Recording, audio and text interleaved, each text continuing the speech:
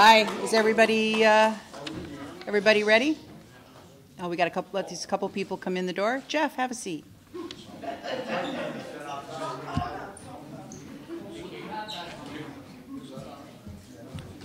Yeah. Yes. We're live? Okay. Hi, everybody. In case you don't know, I'm Katie Francis, Vice Chair of our Town Council. Would you all please rise for the Pledge of Allegiance, and we'll follow that with a moment of silence in memory of Lisa Stanchfield, who was a 20-year member of our Department of Public Works. Pledge allegiance to the flag of the United States of America and to the republic for which it stands, one nation, under God, indivisible, with liberty and justice for all.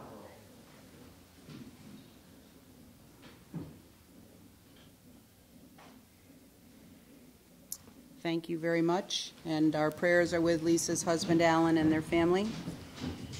So thank you all for joining us this evening for what is the very first State of the Town address that has ever been presented in New Milford, at least as far as I could suss out in all the years.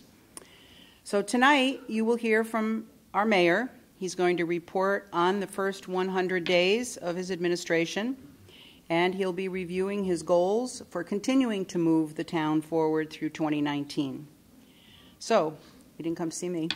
It is with great pleasure that I introduce to you the mayor of our great and wonderful town of New Milford, Pete Bass.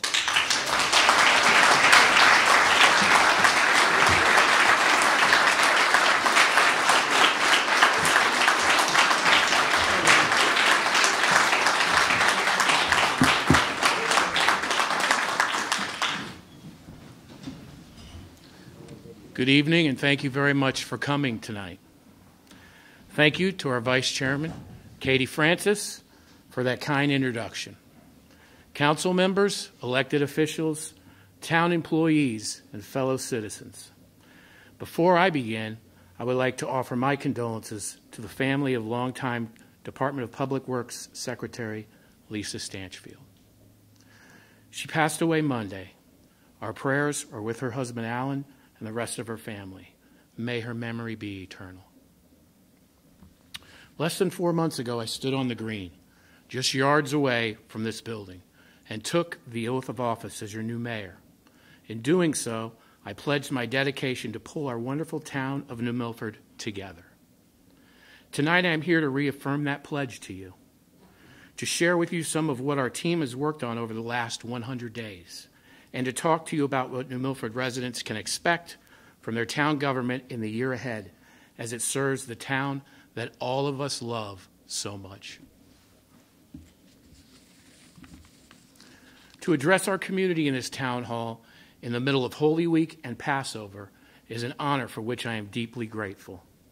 This State of the Town address fulfills a pledge that I made as a candidate for this office, and it is a significant one because I feel so strongly about the importance of transparency and government's obligation to keep our residents informed.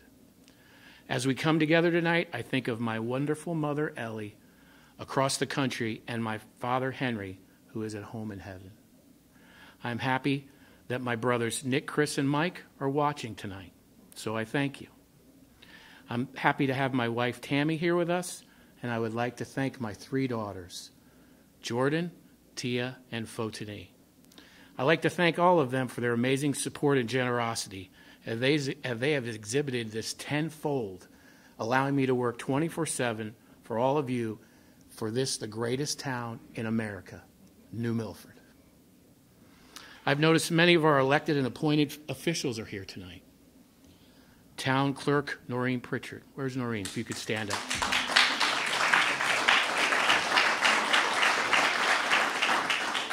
Our tax collector, Nancy McGabb. Judge Marty Langry, where's he at? Is he here? He was here. He was still in court. And others. We have a lot of our department heads here as well. Some council members, board and commission members, nearly all of whom are volunteers for this wonderful town. To all of you, I say thank you. Thank you for the job you do every day, nights and weekends, to help make New Milford the special place all of us call home. From all of you, I learned long ago that one of the best ways to do service for our town is to be a part of it. That's what my wife said. That's how I got involved. It is both my pleasure and personal privilege to serve with you. I notice another person in the audience, and that's former Mayor Liba Furman here tonight. Mayor, if you could stand. I'd like to thank her and all of our former mayors and first selectmen for their stewardship of this town over the years. On a lighter note, as we gather here tonight, I hope and pray that we are on the road to the last of winter and that we're finally rolling into spring. I know Mike agrees with that. That said, it's no secret to anyone that when the snow came this year, it really came. This winter brought Connecticut the coldest January that we've experienced in over 80 years. So tonight, I commend the community for enduring this New England winter, which include 4 nor'easters, back to back to back to back. This month of March, interestingly enough, brought Connecticut more snow than the months of December, January, and February combined. And in particular, I'd like to thank all of our first responders, our New Milford Police Department.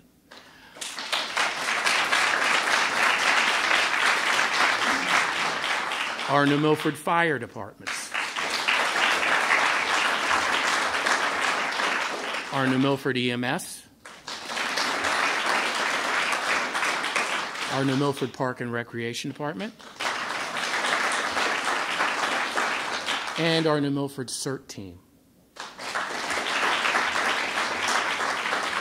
I'd also like to especially thank Mike Zarba and the members of the New Milford's Department of Public Works team for all they did to keep New Milford streets clear, safe, and accessible as conditions allowed. Thank you, Mike. Thank you to the men.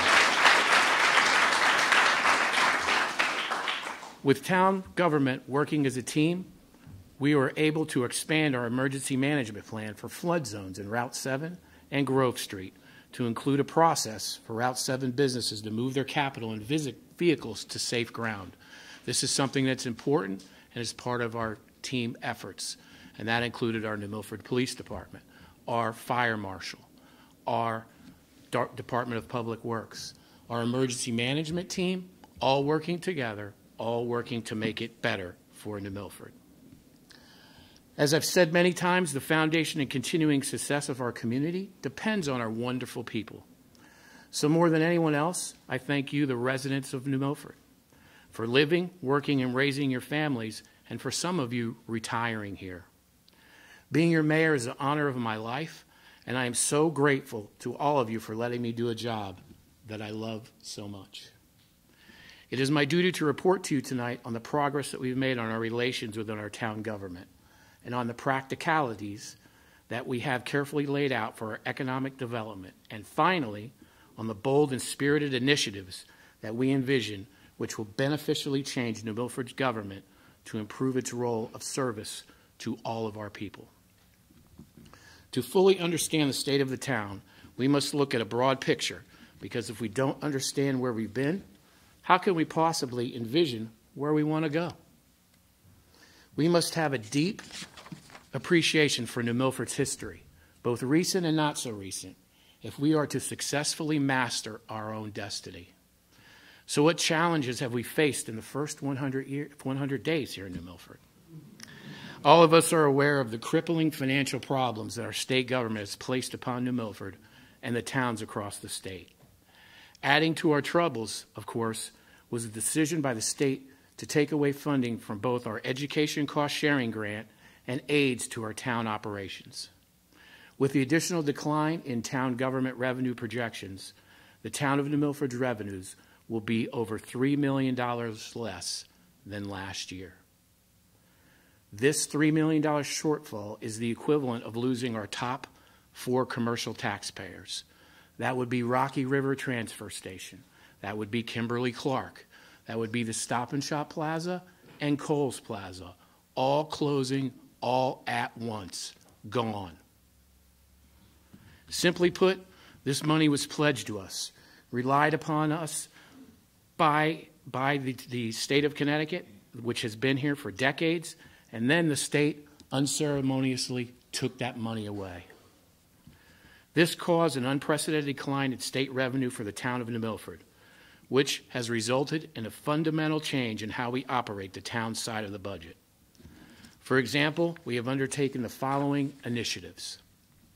First, we are looking at opportunities to partner with our neighboring communities, providing regional services to help offset costs to not only the taxpayers in New Milford, but the taxpayers in the surrounding towns. Second, cooperative purchasing of long-term capital items with our Board of Education partners for economy of scale, thus providing cost savings to our community. As we work together across the board, both with the Board of Education and the town, working collaboratively, we can save money, which helps the taxpayer. Protecting the town through continued litigation on Century Brass. This litigation was brought on before I got here and needs to continue. Without the litigation, the town could be exposed to heavy financial amounts of money being lost to this town. So we need to protect our exposure and to continue with our litigation. We are looking at a top-to-bottom review of all departments and their budgets and day-to-day spending at a level that's never been required before. Thank you to all of our department heads for all their many days and nights of helping us through this tsunami, I call it. So I can't thank you enough for the department heads that are here tonight. Thank you. If we could give them a round of applause for those. We are also looking at a complete and thorough review of all major projects to make sure that they are both economically and environmentally sound and they benefit the town of New Milford. Finally, we face the profound, unfortunate task of needing to eliminate some positions. To right the township and move the town government forward, this is something that we have to do. As I've said before, we are now living in a new paradigm of less reliance on state revenues and more on using New Milford's greatest asset, its ingenuity and its people. Because of the predicament created by the state, New Milford cannot afford all that it would like to do. In fact, we can't even afford all that we currently have. Just the same, it is within our abilities as a town government and a community to change this picture. There is an upside. We are committed to improving how we execute our responsibilities, and we will persevere in the face of these challenges by examining, almost in a forensic manner, the way we conduct business of government here. We will be applying sound business regimens and metrics to evaluate our practices in all departments. We owe it to you, the taxpayer. To help government do this, we've needed to call upon our resident volunteers for help. I'm pleased to report that over the last 3 months, I have appointed and the town council has approved over 100 appointments to our boards and commissions and temporary committees. In the next 100 days, we will fill more vacancies and further enhance the road ahead with talent and energy from within our diverse community. To all those here tonight and those watching at home, please go to our town website. Stop in Town Hall. If there's a vacancy and you feel you can lend a hand, we need you. It would be wonderful to get all the remaining seats filled within the near future. I believe it is my duty as mayor and chief executive officer, elected by the people, to recommend a budget that is reasonable and responsible in these uncertain times. As a member of the council and now as mayor, I've gained a learned respect for the principles that New Milford residents value achievement over ideology. You value town government that does what's right, but doesn't put a financial burden on you, the taxpayer. Our citizens value the power of the people, essential to our town meeting form of government, and at the same time, you want creative leadership that shares your vision and respects your final say. Working together with the council, we've put together a proposal that we believe does just that. Together, we've reduced town government spending. Together, we are aggressively working toward growing our commercial grant list that has been stagnant for the last 2 years, so that we can strike that fine balance between affordability and services while maintaining New England charm that keeps us all here and makes this such the wonderful home that we all love. Together, we've created a proposal that invests in our town's infrastructures, amenities, and safety. This includes the restructuring of our police department so that shortly there will be more patrolmen on this beat, and in this, the largest town in Connecticut. And I thank the New Milford Police Department for all their efforts in keeping us safe and secure. Thank you.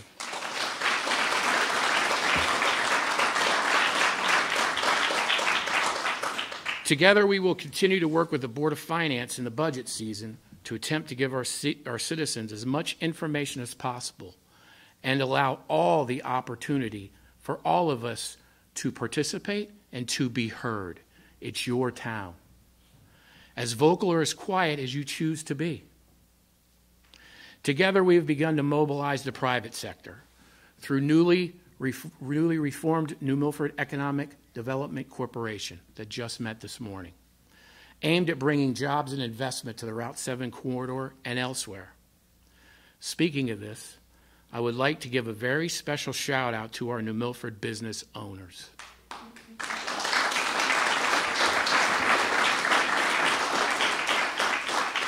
Because of you, our residents have a wide variety of places to shop for products, services, and goods. Many of our businesses are family-owned and operated, and on behalf of the town, we are a grateful community for all you do. I say thank you. Thank you for your investment that you've made in New Milford and for helping us grow. To those considering New Milford as a place open for business, we want you. We want your involvement. We want your investment. Here you'll find friends. Here you'll find support.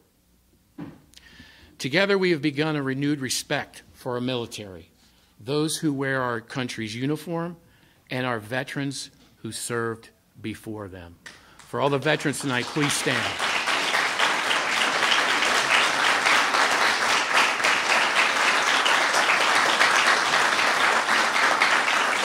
Thank you.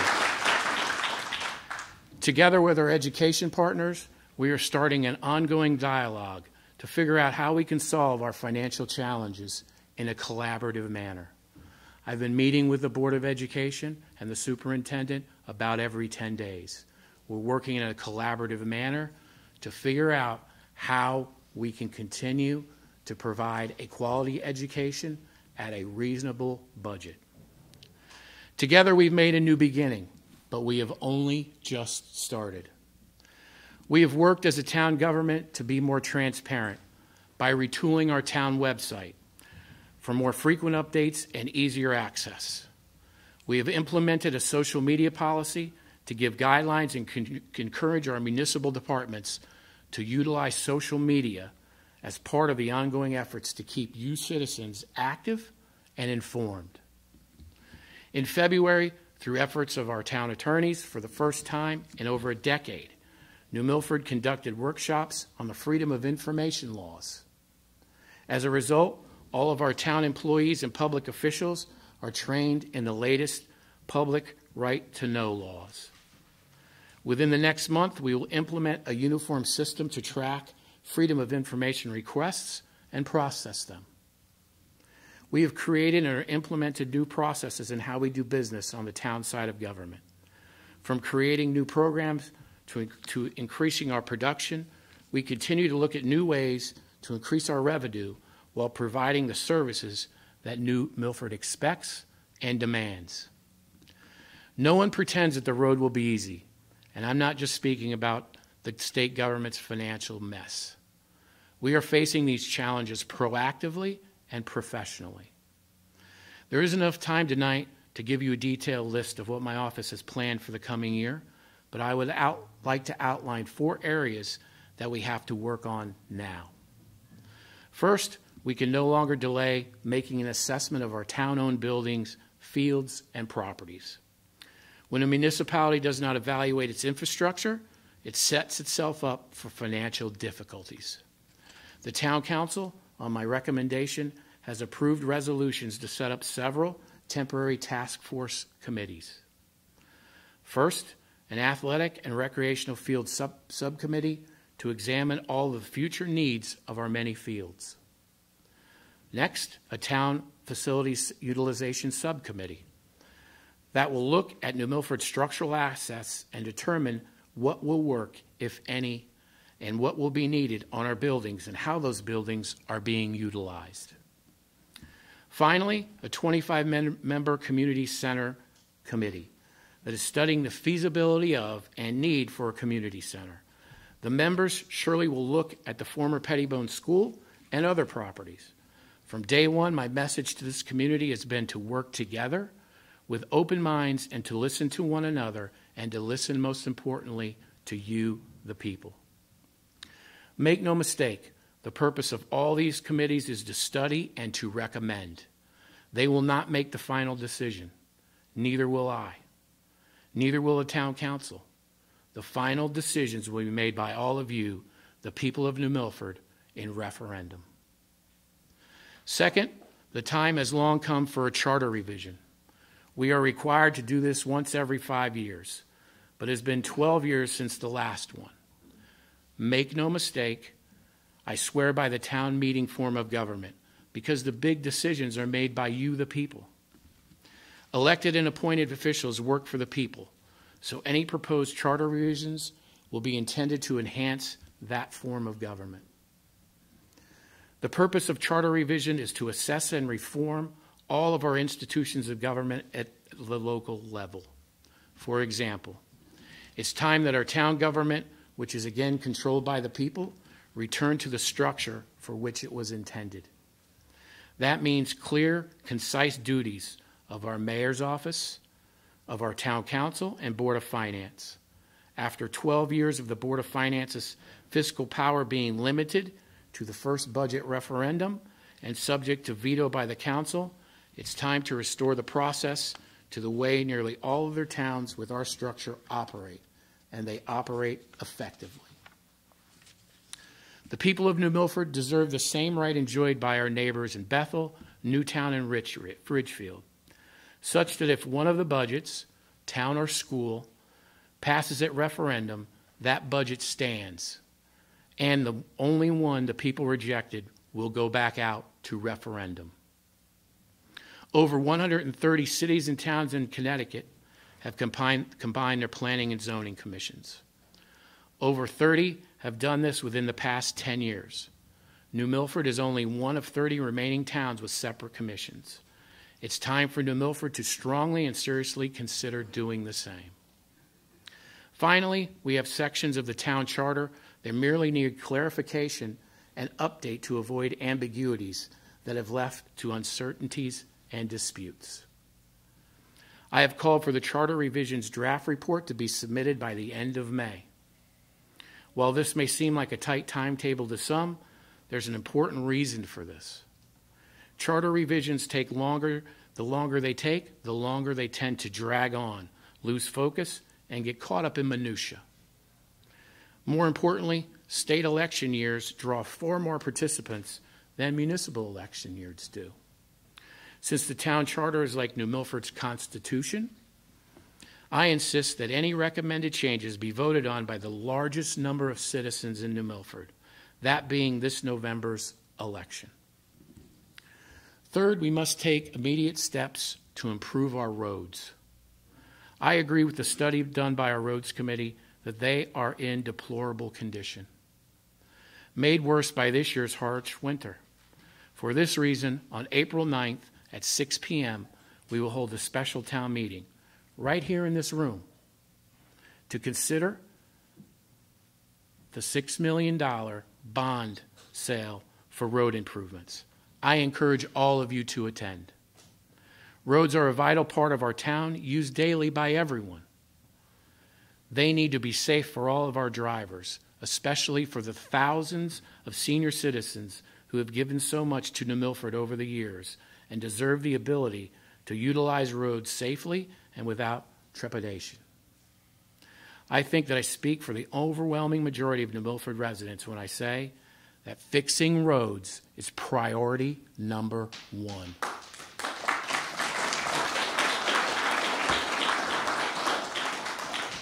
Fourth, strategic planning and implementation of our town's future development.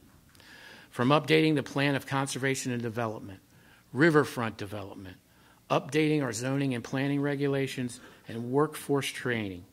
These are all within the mindset of providing for growth while keeping New Milford's charm. Harnessing our volunteers' experience and knowledge will put New Milford on the path of 21st century growth. I could give similar examples of projects that are currently in the works, from the move of the Housatonic Probate Court to 47 Bridge Street, the cleaning up of several out-of-date ordinances, to the town's efforts to fight blight. However, these are all ongoing efforts that require all of us, not just a mayor, not just a council, all of us. Every month we hold a Saturday morning coffee to which I invite everyone to share their ideas and voice their concerns. To date, over 200 New Milford residents have come and done just that. Before the year is out, I would love to see 1,000 more. Let me sum up my thoughts. It is no longer sufficient for New Milford to live and let live. All of us who work for you and with you must be proactive. All of your town officials must be productive and decisive and demonstrate an ability to think and work outside the box. I hope that our work over the next year will inspire our young New Milford citizens with a sense of enthusiasm to be part of this great and promising period in our town's history. I hope that our work shows our senior citizens that they made the right decision when they selected New Milford to live, raise, and now to retire. One of the most important things that I think we should all remember is to let us conduct ourselves that from 50 years from now, when there's another mayor and there's another council, that they can look back and say at this point in time, we did it right.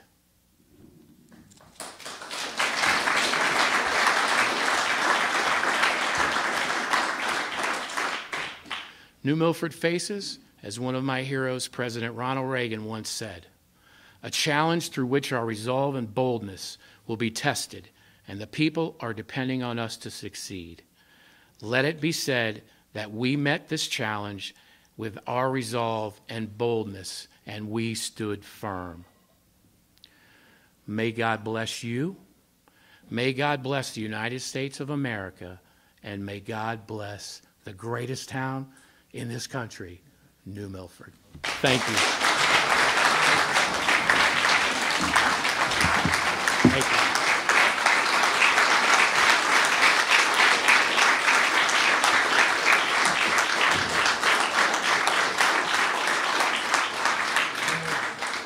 There's coffee, there's pastries, please have some. And thank you very much for coming. Yes, ma'am. Okay.